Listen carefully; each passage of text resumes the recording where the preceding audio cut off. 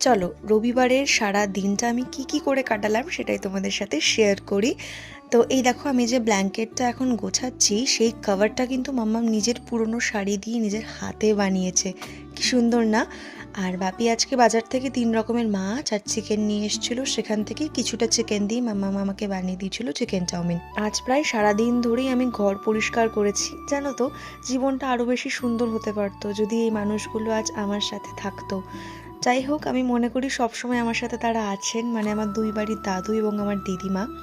আমি সারাদিন ধরে আজকে ঘর পরিষ্কার করেছি, আমার স্টাডি টেবিলটা পরিষ্কার করেছি, পাশের ঘরে শোকেস, সমস্ত কিছু এত ঝুল পড়ে গেছে যে কি বলবো। আর তাছাড়াও বড়দিন আসছে, একটু তো ঘর গুছিয়ে পরিষ্কার করে রাখতেই হবে, তাই না? জানো তো, বেশ কিছুদিন ধরে আমার ভীষণ চকলেট কেক খাওয়ার ক্রেভিংস হচ্ছিলো, সেটা বানিয়েছি।